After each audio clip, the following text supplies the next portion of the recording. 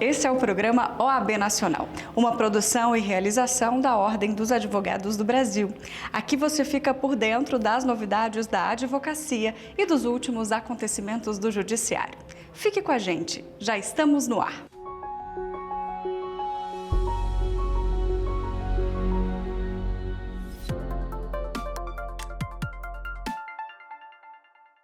Em participação virtual na sessão do Conselho de Direitos Humanos da Organização das Nações Unidas, o presidente do Conselho Federal da OAB, Beto Simonetti, discursou no painel Verdade, Justiça e Reparação sobre a importância da justiça de transição e o aprimoramento do debate sobre os seus pilares.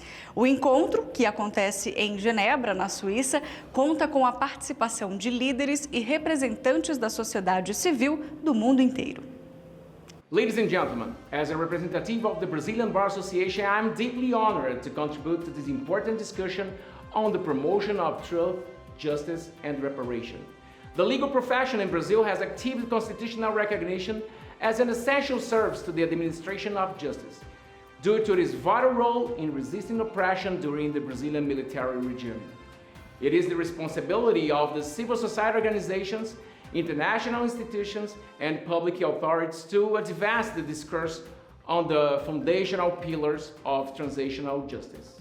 Strengthening democracy, particularly in Latin American countries, requires a transitional justice process that is victim-centered and reflective of the historical experience of marginalized populations. Human rights violations have both immediate and long-term consequences. Therefore, in addition to promoting truth, justice, and reparation, it is crucial to implement effective mechanisms for non-recurrence.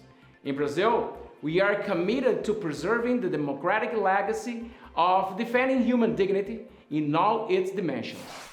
Motivado por uma proposta formulada pela OAB Nacional, o Conselho Nacional de Justiça lançou a campanha de combate ao capacitismo no Poder Judiciário, voltada à discriminação, exclusão, restrição ou violência contra as pessoas com deficiência. E é o que você acompanha a partir de agora. Eu vivo o capacitismo, eu sinto a exclusão que as pessoas fazem para a pessoa numa cadeira de rodas ou que tenha algum tipo de deficiência. Para nós autistas, o mundo já pode ser um lugar cheio de desafios. Eu preciso provar o tempo inteiro que eu dou conta, que eu preciso ocupar espaços, que aquele espaço também é para mim. No Brasil, 18,6 milhões de pessoas têm alguma deficiência. E você não sabe o que é capacitismo? Capacitismo. Preconceito contra as pessoas com deficiência. Agora que você já sabe, participe dessa conversa. Chega de capacitismo. É muito importante que a gente tenha a Suprema Corte Brasileira e o Conselho Nacional de Justiça, né, à frente de uma campanha nacional de combate ao capacitismo no âmbito do Judiciário, sinalizando para toda a sociedade da importância do direito das pessoas com deficiência e das leis que nos garantem, inclusive com ênfase constitucional, nos garantem diversos direitos. Isso já tem tido também a adesão de diversos outros tribunais superiores, como o Superior Tribunal de Justiça, como o TSE, tribunais de justiça como o TJDF, Tribunal de Justiça do Estado do Ceará, dentre vários outros.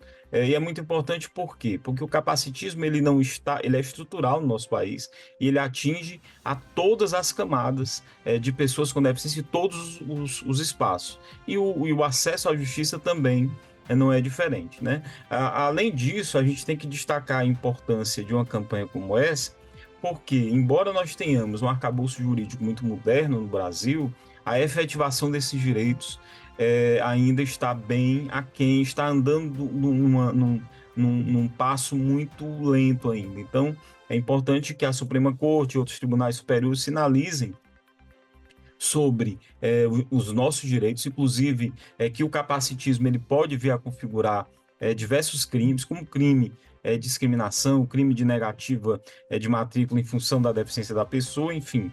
E essa campanha acaba arrebatando, né, como a gente gosta de falar, pelo exemplo, né? O próprio judiciário está ali comunicando. Foi um evento muito importante ali no próprio Comitê de Defesa dos Direitos da Pessoa com Deficiência do CNJ.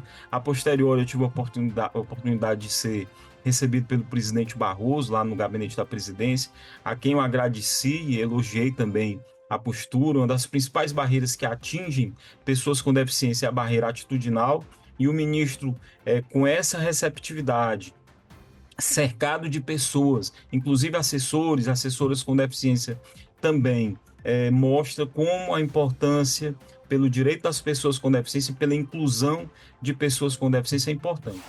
Com o objetivo de conferir maior segurança jurídica aos advogados pareceristas, assim como coibir a multiplicação de processos penais e administrativos que buscam puni-los pelo exercício regular da profissão, o Conselho Federal da OAB protocolou no Supremo Tribunal Federal uma manifestação para reforçar os argumentos da petição inicial para que seja editada a súmula vinculante. Detalhes que você acompanha agora. Segundo a petição, responsabilizar o advogado pelo simples fato de ter emitido um parecer jurídico sem que haja demonstração de circunstâncias concretas que o vinculem subjetivamente a propósito ilícito seria estabelecer uma forma de sanção pelo erro na interpretação da lei, bem como o cerceamento à independência e à liberdade em sua atuação profissional. Ainda segundo a Ordem dos Advogados do Brasil, como se vê, a jurisprudência do STF é sólida no sentido de que o advogado parecerista não pode ser responsabilizado apenas pela emissão de parecer ou opinião jurídica, sendo necessário, para tanto, prova cabal da existência de elemento subjetivo que o vincule ao ato ilícito praticado, tendo em vista que o parecer é meramente opinativo e a Constituição Federal protege a inviolabilidade do advogado por seus atos e manifestações no exercício da profissão. Por fim, a OAB pede: com base nesses fundamentos, verifica-se que a edição da presente súmula é importante meio para a salvaguarda do princípio da segurança jurídica e, consequentemente, do princípio da isonomia, uma vez que, evitando-se a disseminação de entendimentos diversos acerca de um determinado tema, evitará também a prolação de decisões diferentes para os casos semelhantes. Todos os detalhes sobre esse assunto você pode conferir lá no nosso site em oab.org.br. Acesse e leia. Mudando de assunto, a Ordem realizou o 8º Colégio de Presidentes de Caixas de Assistência dos Advogados. O presidente da OAB Nacional, Beto Simonetti, participou da solenidade de abertura e ressaltou que as caixas de assistência são braços solidários da Ordem dos Advogados do Brasil. Acompanhe. Reconhecendo a Caixa como o braço solidário da Ordem, eu digo que é uma satisfação estar sempre rodeado por todos os senhores e senhoras que são líderes combativos e que trabalham em prol da promoção das nossas prerrogativas, da proteção e também do amparo à nossa classe em todo o território nacional. As caixas de assistências, elas compõem o alicerce para a Ordem dos Advogados do Brasil. É a linha de frente da nossa cruzada em defesa das prerrogativas. E reunimos aqui, portanto, verdadeiros vocacionados pela advocacia. Por meio das suas caixas de assistências, a Ordem dos Advogados do Brasil comunica o seu compromisso com as pessoas e com a vida humana. Neste último ano de gestão, já nos encaminhamos para o finalzinho das nossas gestões, já alcançando outubro, nós podemos olhar para trás e contemplar os bons resultados da nossa união e o alinhamento em prol da advocacia em cada canto do país. E os senhores e senhoras são responsáveis por isso. Somos mais de 1.400.000 advogados e advogadas brasileiras e por isso nós temos mais de 1.400.000 motivos para seguir com novos projetos e realizações. Temos o lançamento do site da CONCAD, a ampliação de novos convênios, inclusive hoje assinaremos aqui um novo convênio com a Azul Linhas Aéreas, que se somará ao convênio que nós já temos... somará o convênio que nós já temos com outra companhia aérea, como forma de oportunizar descontos para todos os advogados e advogadas brasileiras. Por meio de uma gestão financeira eficiente das anuidades, com investimentos estratégicos de acordo com a necessidade de cada seccional e subseção, avançaremos também no trabalho dos advogados caixistas. A mensagem que fica deste momento é a de que devemos fortalecer a advocacia brasileira por meio do compromisso de todos e todas presentes e o nosso compromisso é manter-nos permanentemente vinculados aos nossos inscritos. Cabe à Ordem difundir e tornar palpável nossas conquistas para que a classe conheça o caminho da Caixa de Assistência através de suas seccionais mais próximas. Sem dúvida, a gente olha hoje muito mais para questões vinculadas à saúde mental.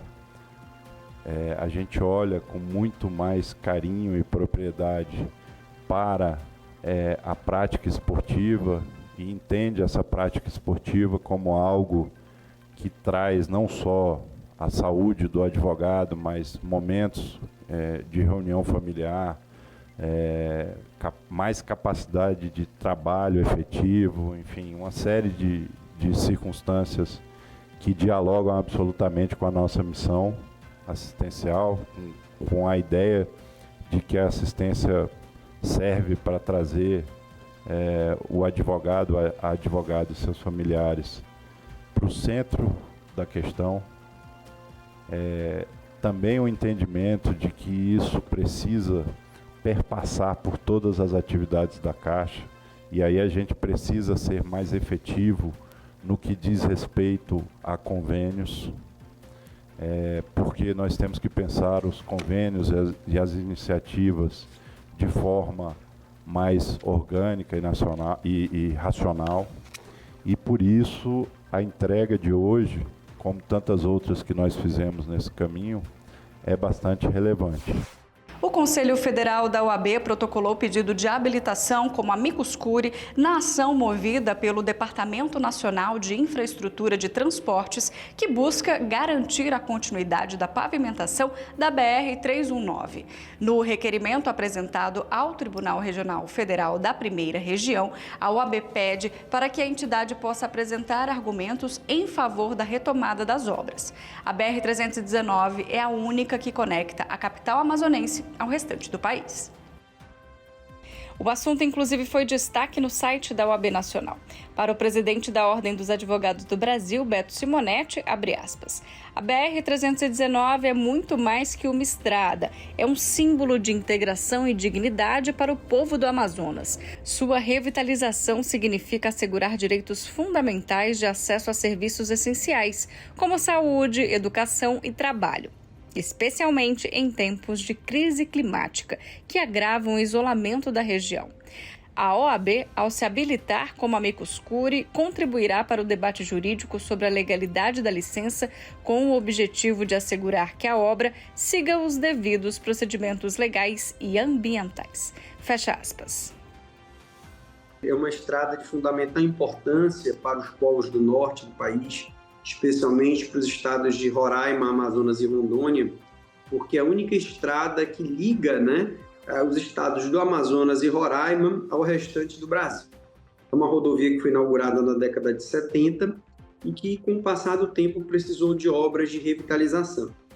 E aí há alguns entraves ambientais, inclusive há uma decisão judicial no âmbito da Justiça Federal no estado do Amazonas, suspendendo o licenciamento que foi feito para o trecho do meio da rodovia, e o DENIT, a Autarquia Federal, ingressou com agravo perante o Tribunal Regional Federal da Primeira Região. A OAB, Casa das Boas Causas da sociedade brasileira, especialmente dos povos do Norte, ingressou com amicus curiae para ajudar, levar subsídios ao Tribunal Regional Federal da Primeira Região na defesa dos licenciamentos e da continuidade desse processo de revitalização da rodovia. Então, estamos na expectativa da admissão da ordem nesse agravo do DENIT e, dessa forma, podermos tecnicamente contribuir para uma construção democrática da decisão judicial. Nós temos um direito fundamental de ir e vir dos povos do Norte, especialmente por conta desse agravamento da crise ambiental e das secas nos rios amazônicos que nós estamos enfrentando nesse período. Nós perdemos, com a seca dos rios, o acesso fluvial a diversas comunidades, a dificuldade de acesso fluvial à cidade de Manaus e, consequentemente, à capital também, Boa Vista, E aí, nesse sentido, a via rodoviária seria uma expressão desse direito de ir e vir dos povos do Norte, e a rodovia seria fundamental para isso. É inacreditável que em 2024 a região Norte não tenha ligação com o resto do país por via terrestre. Consequentemente, em época de seca, nós temos um encarecimento do transporte de medicamentos e alimentos, o que fere os direitos fundamentais do cidadão, a dignidade da pessoa humana. Diria mais, é uma questão humanitária. Por isso, a importância da atuação da OAB junto ao tribunal para a liberação definitiva da licença ambiental. Agora nós vamos para um breve intervalo e voltamos na sequência com mais OAB Nacional. É bem rapidinho, não saia daí.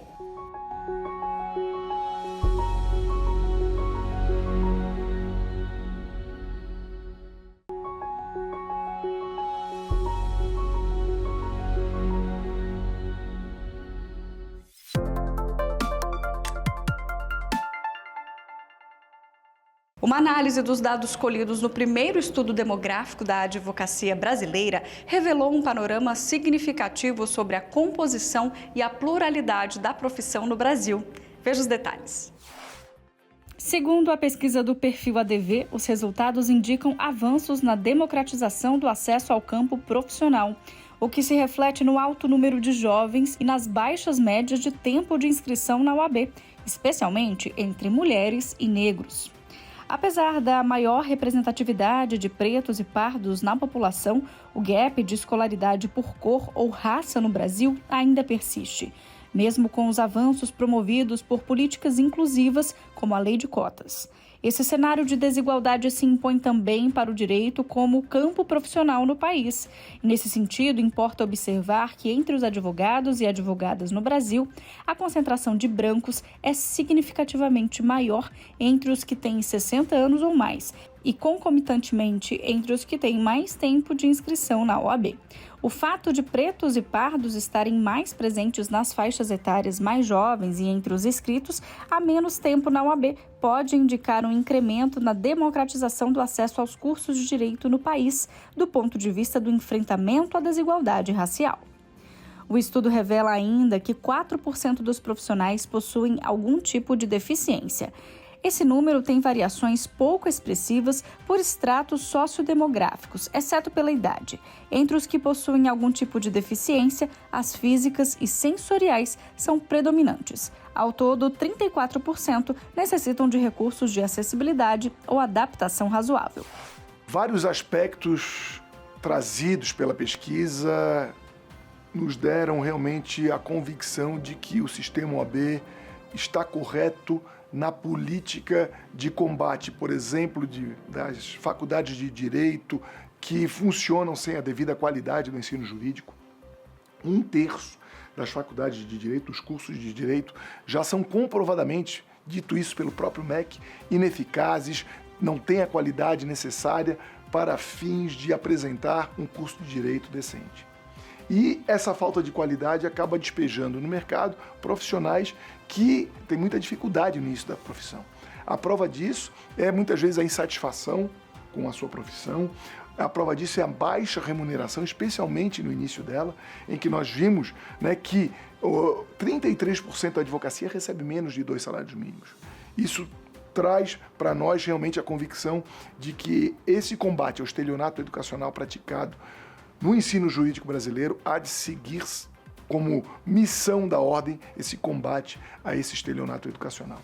O outro ponto é a valorização da advocacia. Nós precisamos e muito seguir nessa luta em prol dos honorários advocatícios. Essa luta em prol dos honorários advocatícios que se dá através da vitória conquistada no STJ, na Corte Especial, para garantir a aplicação do que diz o artigo 85 do CPC, para garantir remuneração digna à advocacia, a luta pela remuneração em dia em prol da advocacia dativa e também a importância da aprovação de um PLC que tramita no Congresso Nacional, que é o PLC 80, que busca garantir a presença da advocacia nas mediações realizadas dentro do sistema de justiça. Hoje os Sejuscs estão realizando mediações sem a presença do advogado, excluindo o advogado do mercado de trabalho, o que acaba gerando prejuízo à profissão e também ao próprio cidadão que não recebe a devida assistência jurídica. Então são situações que nós analisamos e precisamos cada vez mais estarmos focados nessa valorização profissional. E um outro foco também, obviamente, é a luta pelas prerrogativas, uma luta constante do sistema OAB, e a principal delas que se dá hoje na luta pela preservação da sustentação oral, da importância do uso da palavra pela advocacia, porque essa valorização profissional é que dá condições do advogado ser melhor remunerado, né, ter condições de se apresentar à sociedade como aquele que luta pelos direitos de cada cidadão, de cada cidadã brasileira. A revista Justiça e Cidadania, edição de setembro, já está disponível para leitura. A publicação traz uma reflexão sobre a união e a solidariedade da advocacia, evidenciadas após o incêndio ocorrido no edifício sede da Ordem em 27 de julho deste ano. Acompanhe. Segundo o presidente da OAB Nacional, Beto Simonetti, a lição que tiramos desse episódio, que graças a Deus não teve vítimas fatais, é que a união e a solidariedade em torno da OAB são o motor de nossas conquistas e vitórias em favor da justiça, dos direitos e garantias e das prerrogativas profissionais. A atuação uníssona em favor dos interesses da classe é o que nos permite superar os desafios impostos a quem tem a missão de defender direitos fundamentais. Se há uma lição a ser tirada desse episódio, é que nossa força reside na união. Assim como combatemos o fogo que ameaçava a nossa sede, seguiremos firmes na luta contra qualquer tentativa de enfraquecer ou desvalorizar a nossa profissão. Hoje, com o perigo controlado e os danos materiais sendo reparados, fica a mensagem de esperança. A advocacia seguirá sendo uma força inabalável na defesa da democracia e das garantias fundamentais. Unidos, somos invencíveis, e é essa solidariedade que mantém acesa a chama da justiça. Esse episódio também mostrou como a força da OAB vai além dos tribunais. Quando nos unimos em torno de um objetivo comum, conseguimos superar qualquer desafio. Mais do que preservar um prédio, esse momento simboliza como a advocacia e a sociedade, lado a lado, conseguem proteger o que realmente importa, os valores e os direitos que sustentam a nossa democracia. Essa e outras participações da OAB Nacional na revista Justiça e Cidadania você pode conferir em editorajc.com.br. Acesse e fique por dentro. No quadro Advocacia em Pauta desta semana, você vai acompanhar a entrevista da ministra do STJ, Daniela Teixeira, sobre a essencialidade da advocacia perante a justiça e a reserva de cadeira voltada à classe nos tribunais brasileiros.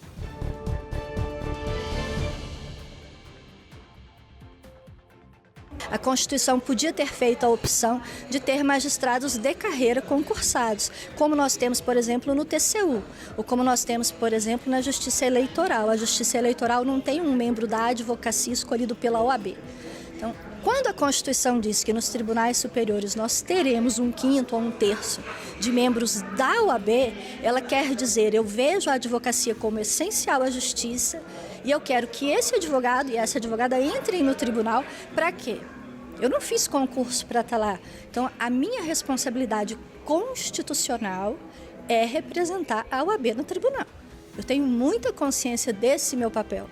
A minha vaga não pertence a mim, Daniela. A minha vaga pertence à Ordem dos Advogados do Brasil. O que for consenso entre a advocacia, eu tenho que ser a voz da advocacia no tribunal. Tem duas partes sempre. Mas existe um consenso. As duas partes acham que o advogado tem que ser recebido, as duas partes acham que as prerrogativas têm que ser respeitadas, as duas partes acham que o advogado tem direito a honorários. Então, assim, eu sempre vou ter tipo sanguíneo OAB. Sempre. E não é meu, é da Constituição da República. Foi isso que a Constituição quis quando colocou que o advogado tem assento no STJ. No quadro Giro ADV, você vai acompanhar as principais ações e novidades das seccionais da OAB no Ceará em prol da interiorização e prerrogativas da advocacia cearense. Acompanhe na entrevista.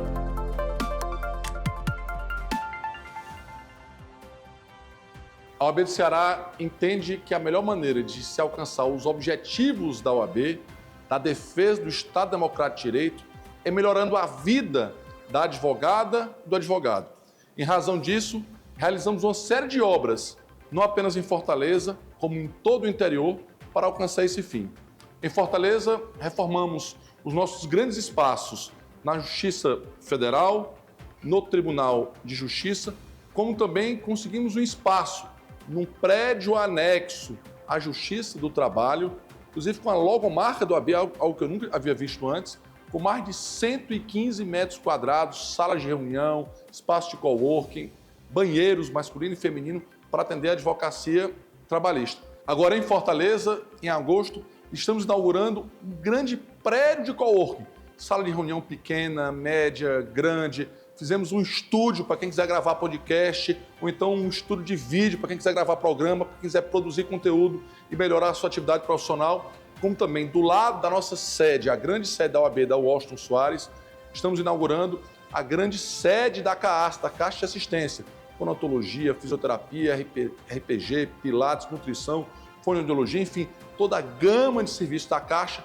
pertinho do fórum, para atender toda a advocacia da capital. E o interior?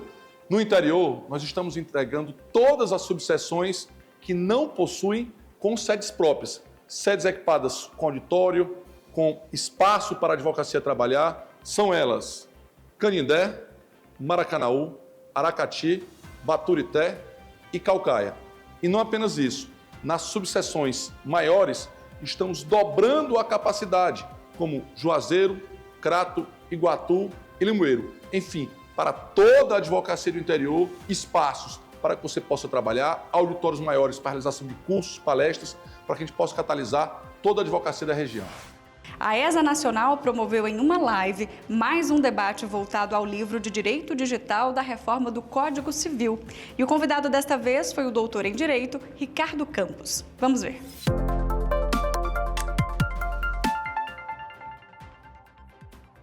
E se a gente olhar tradicionalmente, né, se o público, aí quem cursou direito romano, vai perceber que desde os romanos a gente tem a divisão em livros, que são intitulados a partir de matérias. Então a gente tem obrigações, contratos, herança e assim por diante, né?